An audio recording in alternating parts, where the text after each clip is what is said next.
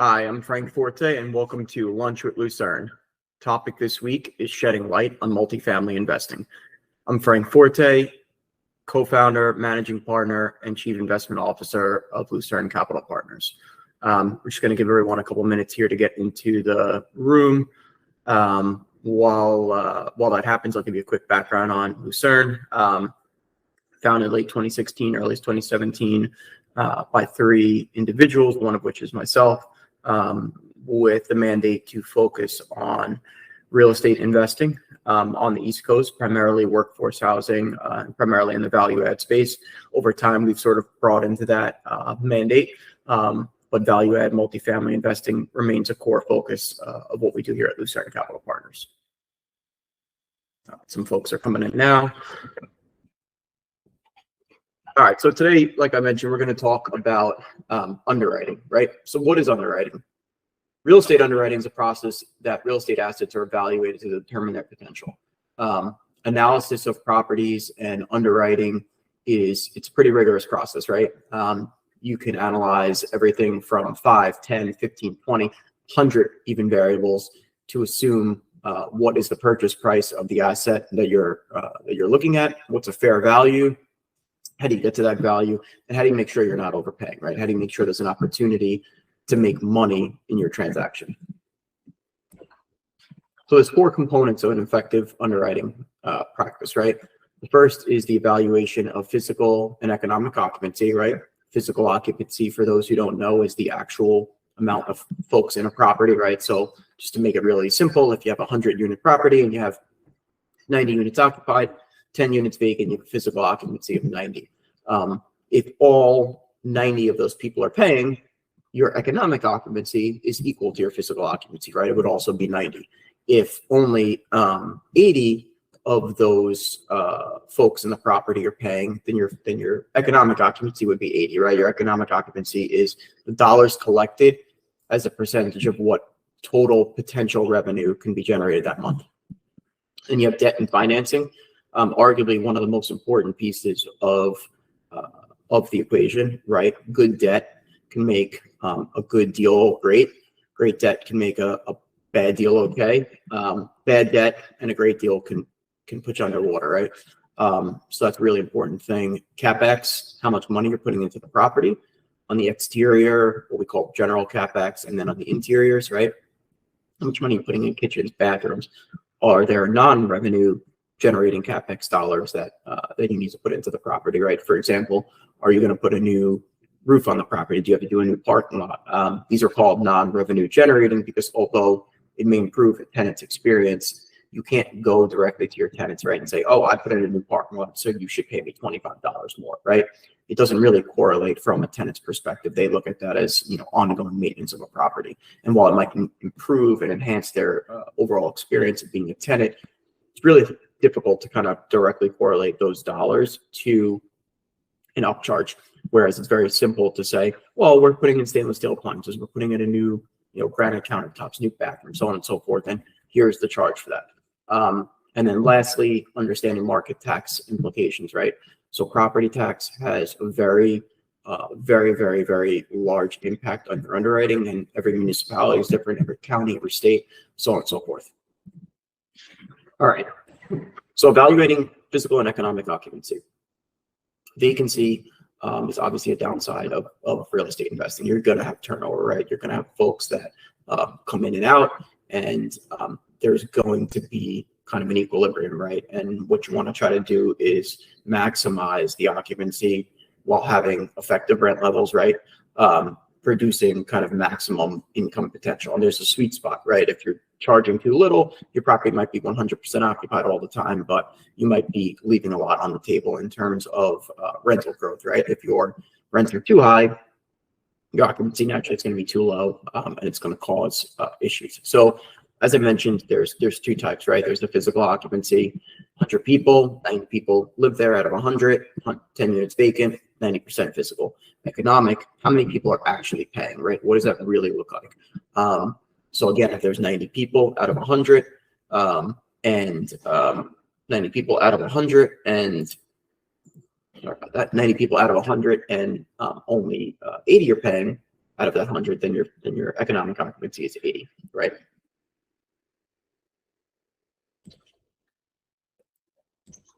All right. So debt and financing, as we discussed.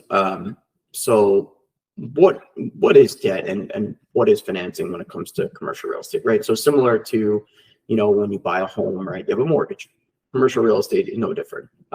There are core differences between going and getting, a personal mortgage and going and getting a mortgage for an investment property. A mortgage for an investment property is going to be based off of the cash flows, right? The cash flow stream will be evaluated, and that's how it determines what sort of debt and how much leverage and the rate and so on and so forth. Whereas a personal mortgage is going to be based on your own personal ability to repay. So it's really crucial to kind of build relationships with debt funds, banks, the agency lenders, right? Fannie and Freddie, and that's a whole topic in and of itself. It's probably too deep for today, but there's all sorts of sources out there that contribute to being able to finance a multifamily property. The agencies, Fannie and Freddie, are the biggest. They're designed to provide depth and breadth in the multifamily market, and they underwrite and back probably somewhere between 70 and 80% of all multifamily mortgages in America. And over time, that's been trillions of dollars of debt, right? On average, they'll underwrite and originate 50 to 60 billion each a year of debt, and that fluctuates up and down. So it's crucial to identify these relationships. Early on, you can start with a mortgage broker who will help be your advocate, right? He'll say, all right, Mr. Borrower, here's where I think you should take this loan, and I'm going to go shop it to 10 people, 15 people, 5 people, 20, whatever it may be, based on profile of transaction, your profile, right? As a borrower, are you new? Are you experienced? What's your track record? Who have you worked with before? So on and so forth. And they'll take it and help marry up who you're working with. And these relationships, as you progress, are crucial because these folks act as your advocate, right? More importantly, they know you as a borrower and can go and pitch you and sell you, and they can do multiples of what you can do in that short period of time, which frees up your time to do other things, right? So while it may seem like it is a cost savings to do it yourself, you're going to get better results and be able to do more if you use a mortgage banker or a mortgage broker. CapEx. During the due diligence phase, it's critical to assess what improvements need to be made to an asset to compete with comparable properties, right? So this picture you actually see here is of two of our not direct but indirect employees through our third-party management company, and they're walking one of our assets. This asset is a hotel we bought. We bought it during COVID, 96-unit hotel, and it had perfect makings of what could be a multifamily property. So we were able to purchase it at a level of basis, was what it's called, below what comparable properties would go for, right? And then we had to put a lot of money into it to renovate. So what did we do, right? We walked the property to identify weaknesses, issues that needed to be addressed. We looked at the interior of the property, compared it to other properties in the marketplace, right? And then you determine from that, you say, okay, well, my finishes are X, the competitor finishes are Y. How do we get from X to Y? And what do we need to put in to get there, right? So that's a really, really, really important piece of this process, because at the end of the day, what makes your property desirable is being in line or better with, than the prevailing kind of market, right? Your relative comparable set, your relative comp set. So you have to identify what those items are.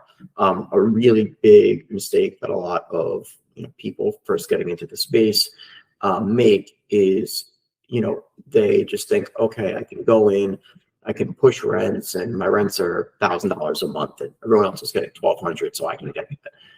And there's a reason people are getting $1,200, and there's a reason your property is getting $1,000, right? Maybe the property was mismanaged before you bought it, right?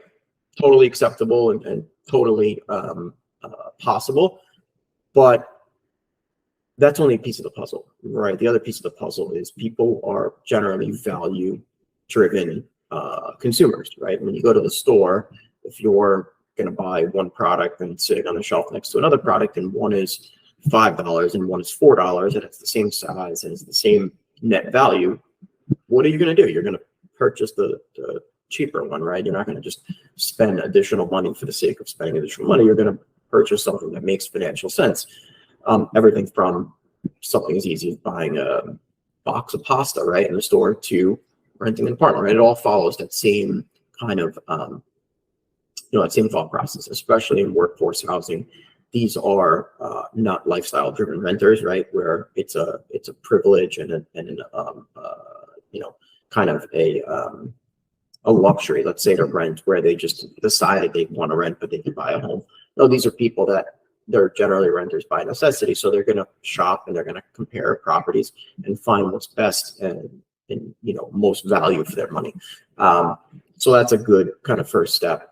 And I think to add one more thing quickly, I think it's been really easy over the last 4 or 5 years to buy something and the rents go up, the value goes up. And I've been in the space for a long time, right? A dozen years plus or minus on all sides of the table. And there's things like seasonality, there's things like value, there's things like supply, demand, competition, that for the last few years it almost seemed like those things didn't exist. And I think a lot of people ran into the multifamily space that didn't really have experience. And they may have done well, maybe they struggled, maybe they didn't, but it was easy to think that you were a hero and that you performed really well. But the reality is that was a perfect storm of amazing things, right? That probably doesn't happen again. So it's easy to get caught up thinking you're really good. But what you need to do is really step back and take a look at these fundamentals, and that will help you continue to be successful even when times are tough. All right, understanding market tax implications. So this is huge, right? It's a really, really big thing. This is another thing that I think, similar to what I was just saying about folks kind of coming into the space and blind leading the blind. This is a really, really, really important thing. There's a picture of Charlotte here up in the background, which is where most of our investing is done. And each municipality, each city, county, state, whatever it may be, they all do it differently.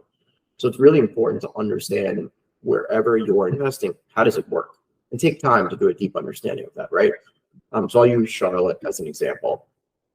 Charlotte is Mecklenburg County. What happened in North Carolina was North Carolina has a state law that every 8 years, no more than 8 years, but you could do it sooner, but every 8 years, each county is going to roll over and reassess. And that was the case until 2019. And in 2019, the last reassessment had been done in 2011, and the values in Charlotte shot up so dramatically as a result of just the explosive growth that the city was faced with, and the county, an insane amount of lawsuits, right? People were saying, how can you increase my property value 200, 300%, right? And what they ended up doing at the state level was saying, hey, we're growing so quickly that we're going to scale this back, and we're going to now mandate four-year cycles to capture the growth quicker, right? So there's two benefits. One, the county and the state will get improved tax valuation and revenues quicker. And then two, the jumps won't be so great. So they hope that will allay additional lawsuits, which there's a new, assessment going on shortly, and we'll see what happens from that. But it's very critical. So these sorts of things, right? It's kind of like other fixed expenses, right? Insurance, utilities, so on and so forth. These are some things where if you get them wrong, you're just flat out wrong, right? It's not like you say, all right, hey, I thought my payroll was going to be 100,000 a year. It's 110, right? And you figure out how to get creative and maybe make some folks part-time, cut dollars other places to sort of make sure your total chunk expenses come in where you expected so you can perform, right?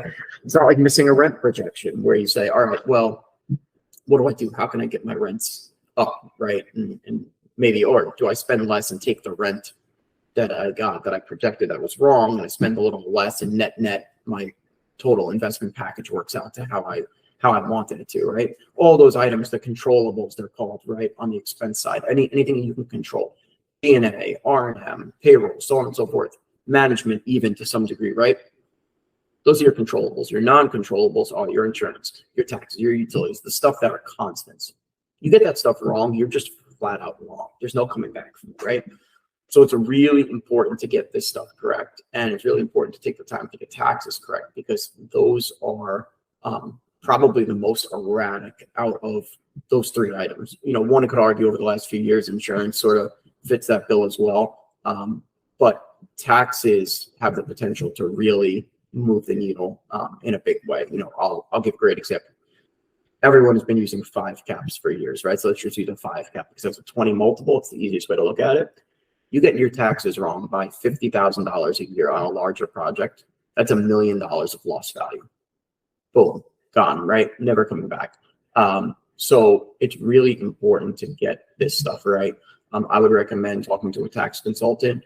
If you ask around the marketplace, you can get some color from who the trusted folks are. Some markets have go-to people. We personally use a group, really large group, nationwide group, and they're essentially on retainer for us. For every property we get, we send them information on it, and then they monitor it for us. And when the time comes that we need to make an appeal, if it qualifies, we'll do that. So I recommend, kind of finding that local tax person or nationwide tax person that is going to be your advisor. And these people are going to know. They talk to the tax assessors regularly, and they never know exactly what it's going to be before it hits, but they have a really good idea, better than you're going to have. Where does underwriting fit in the investment process, right? So you're going to have a screening analysis, right, which is kind of your original underwriting, and we screen hundreds of deals a year, right? Some of them right off the bat, they don't make sense. And then also, where is underwriting going to fit in? It's going to fit into active asset management, right, which is what we do. So in real estate, you have property management, you have asset management, right? Property management is the boots on the ground, sort of the folks signing the leases, paying the bills, calling the maintenance person, my toilet's overflowing, right? I have a leak in my ceiling, so on and so forth. Asset management is really managing the manager, right? And asset management is the people like us who say, all right, here's the business plan, here's how we're going to get there, right? We're the leaders of this, the property management folks, the people executing the business plan, actually on the ground, day-to-day executing the business plan. Asset management is super important because the decisions we make, it's very strategic, right? And the decisions we make are tactical, and they're critical to the overall value of the asset, generating value for our investors, right? And that's how we make money. And we only make money when our investors make money, right? Performance-based setup. So it's really important for us to do well, because if we don't do well, we don't make any money, right? That's simple. So kind of evaluating your underwriting, obviously before you purchase something, but then after, kind of reevaluating it and look at where your numbers are coming in versus what you projected. And you're always tweaking, right? And figuring stuff out, and that helps you get better over time. So in closing, I want to kind of, before I thank everybody, I want to kind of put out some takeaways, right? Strong underwriting practices are not only good to have, but you need to have them if you're going to do what we do, right? And you're going to try to buy buildings and kind of grow a portfolio, even if it's a 10 unit, a 5 unit, a 20 unit, doesn't matter, right? It's all the same, it's just a scale connector. Underwriting obviously reduced investment risk. You identify opportunities where you can drive value. You also identify, conversely, opportunities where value can be lost, right? Like we talked about taxes. And for us, we look at underwriting. I specifically do, right? I came from a background where I started working right after the financial crisis, right? I was taking banks that had failed and help either push them to be merged or bring them out of, sort of out of whatever problems they were having. Kind of very funny, but there's very similar sort of, full circle things that are going on right now with Silicon Valley Bank and Signature and so on and so forth. And then I spent some time in distressed asset management. I spent time as a banker. I did all these different things, right? And all of this is centered around capital preservation. And that's what we look at as our kind of one of our main tenets here at Lucern Capital Partners. Is a top priority of ours. And what we look to do is grow capital and wealth for our investors, of which we've done really well, a really strong track record. But by and large, our main focus is capital preservation, right? We've never lost money. We don't intend to. And we know we're going to accomplish this by having things like strong underwriting in place, systems and policies and procedures that help us drive that. So with that, I'm very appreciative of your time today. Thank you for attending the webinar. Get in touch. My phone number and email is below. You can also contact my partner, David Hansel, if you're interested in any sort of investment opportunity. If you're an accredited investor, it's david.hansel@lucerncapital.com. And thank you for your time. Enjoy the rest of your day.